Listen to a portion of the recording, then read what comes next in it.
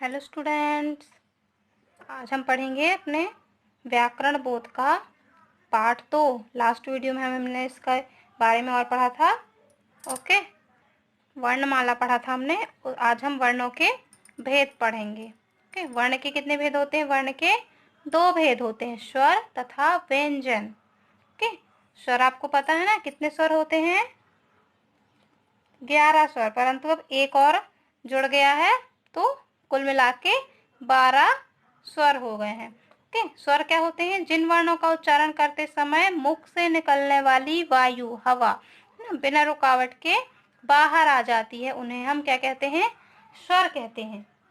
या फिर हम अन्य शब्दों में हम कहें तो उन वर्णों को स्वर कहा जाता है जिनका उच्चारण बिना किसी अन्य वर्ण की सहायता से किया जाता है ना। इनका उच्चारण बिना किसी अन्य वर्ण की सहायता से इनका उच्चारण किया जाता है। इनकी संख्या कितनी? 11 थी, परंतु अब एक और मिलकर, कौन सा वाला जो हमने अभी लास्ट वीडियो में पढ़ा था, ये वाला है ना, जो आ और ओ के बीच की ध्वनि के लिए यूज किया जाता है।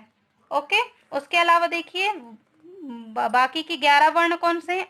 आ जो आपको पता है, और ये एक ऐड हुआ, ये दीर्घ स्वर में, ये फिर उ, ऋषि, ए, ई उ ना, फिर ये उ यहाँ, फिर ए, आई, ओ, औ। ओके, अब स्वर कितने प्रकार के होते हैं? देखिए, स्वर जो है वे 3 प्रकार के होते हैं, हाश्व स्वर, दीर्घ स्वर और लुप्त स्वर। ओके, अब हाश्व स्वर में कौन कौन से स्वर आते हैं और हाश्व स्वर क्या कहलाते हैं, ये हम पढ़ते हैं। ओके, हाश्व स्वर जिन स्वरों का उच्चारण सबसे कम समय में होता है ना, क्योंकि ये एक ही वर्ण है ये, तो इनका उच्चारण बहुत ही कम समय में हो जाता है ना। कि इनकी गिनती कितनी है? सिर्फ 4 वर्ण होते हैं ये हाश्व स्वर के अंतर्गत जो आते हैं ना, जैसे आ, ई, उ, ऋषि। बहुत जल्दी हमने बोल दिया ना, बहुत ही कम समय में हम इनका उच्चारण कर लेते हैं, इसलिए इन्हें हम क्या कहते हैं? हाश्व स्वर कहते हैं। ओके, नेक्स्ट है दीर्घ स्वर। दीर्घ मीन्स बड़ा, है ना, थोड़ा सा ज्यादा बड़ा। तो हाश्व स्वर से जिन स्वरों का उच्चारण हाश्व स्वरों से थोड़ी ज्यादा समय लेता हो, है ना, उनसे उनके समय से थोड़ा दोगुना समय जिन स्वरों में लगता है वे क्या कहलाते हैं? दीर्घ स्वर कहलाते हैं। इनकी संख्या कितनी है? 7 है। जो एक और मिल गए हैं उसमें, ये वाला आ जो हमने अभी पढ़ा था, इसको मिलाकर अब इन दीर्घ स्वर की संख्या 8 हो चुकी है। नहीं तो पहले कितने थे? 7 स्वर थे दीर्घ स्वर में। ओके, आ, ई, उ, ए, आई, ओ, औ। देख रहे हैं ना, हमने पढ़ा तो उच्चारण में हमें थोड़ा ज्यादा टाइम लग रहा है ना। हाश्व स्वर हम बहुत जल्दी पढ़ लेते थे, आ, ई, उ, ऋषि, है ना। अब ये आ थोड़ा ज्यादा टाइम लग रहा है ना आ बोलने में। वैसे ही ई, बड़ी ई है ना, ये छोटी ई को हम जल्दी बोलते थे ई, लेकिन बड़ी ई को ई ऐसा बोलते हैं ना, ऊ। इसलिए इनको इनके उच्चारण में हमें थोड़ा सा ज्यादा समय लगता है, हाश्व स्वर से दुगना समय लगता है इनमें, इसलिए ये दीर्घ स्वर कहलाते हैं। ओके, चलिए दीर्घ स्वर कौन कौन से? अब इसमें एक और मिल गया है तो इनकी संख्या 8 हो गई है, नहीं तो पहले ये 7 थे।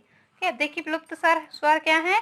जिन स्वरों का उच्चारण करने में हाश्व स्वरों से लगभग 3 गुना समय लगता है, उन्हें हम लुप्त स्वर कहते हैं।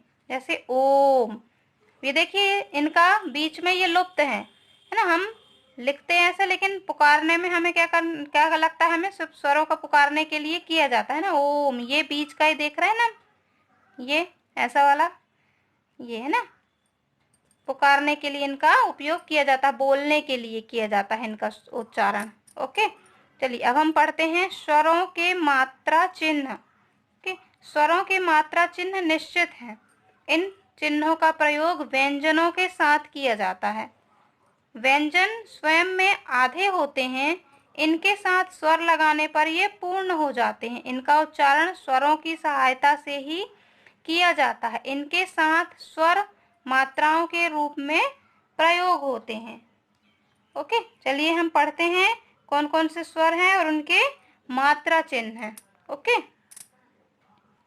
देखिए पर स्वर, मात्रा चिन्ह, फिर मात्रा का प्रयोग, फिर उदाहरण दिया है। देखिए मैं आ, इसमें मात्रा नहीं होती है। आपने देखा ना, ये बिना मात्रा के, इसलिए क्या है, ये हास्य स्वर है, इनमें मात्राएं नहीं होती हैं, है ना।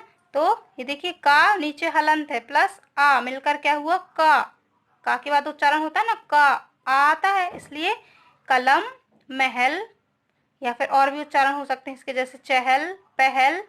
ओके, अब नेक्स्ट देखिए, आ की मात्रा में ये एक लाइन अलग से होती है ना, एक लाइन और ऐड होती है, तो ये इसकी मात्रा क्या है, ए आ।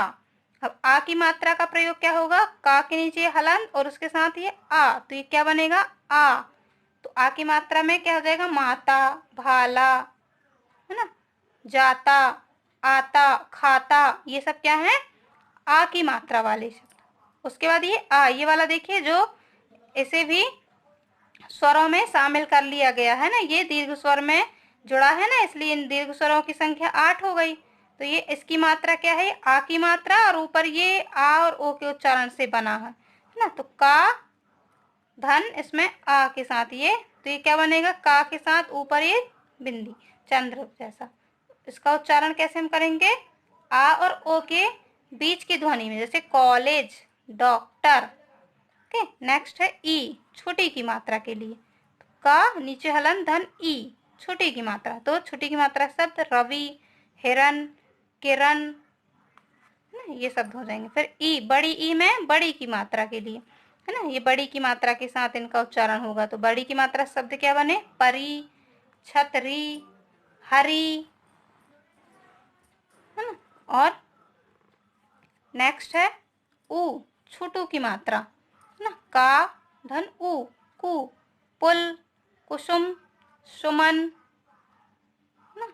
नेक्स्ट है बड़ा ऊ, बड़ा ऊ के साथ ये का धन ऊ, तो बड़ू की मात्रा बनी, तो फूल, सूरज, उसके साथ और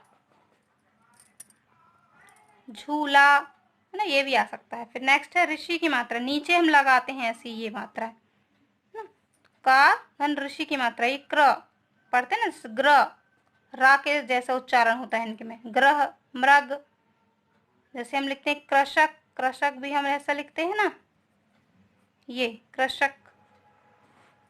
द्रग, द्रग भी हम लिखते हैं जैसे ये ऐसा। नेक्स्ट है ए की मात्रा के लिए, तो ए की मात्रा का के नीचे हलन प्लस ए, का में ए की मात्रा। उसके बाद शेर, सेव, देव, है ना। नेक्स्ट है ए, आई की मात्रा के लिए, आई एन अक्का पढ़ते हैं ना इसको, तो आई की मात्रा, तो ये आई की मात्रा का में आई की बना। तो कई की मात्रा से ये उदाहरण है बैल, पैदल, पैर, सैर, खैर। ओके, नेक्स्ट है ओ की मात्रा के लिए का के नीचे हलन प्लस ओ की मात्रा लगाएंगे, तो ये का में ओ की मात्रा। उससे शब्द क्या बनेंगे उदाहरण में, मोर, खरगोश, और भी बन सकते हैं चोर, शोर। ओके, नेक्स्ट है औ की मात्रा भी वैसी बनेगी, उसमें एग्जाम्पल क्या होगा, कौन, दौड़। ओके, अब उसके आगे है व्यंजन, वर्ण, वर्ण के भेद में उसके आगे है खा नंबर व्यंजन, जो हम अपने नेक्स्ट वीडियो में पढ़ेंगे। तब तक आप ये स्वर और उनकी मात्राओं का अच्छे से अध्ययन करेंगे। Okay students, bye bye, good day.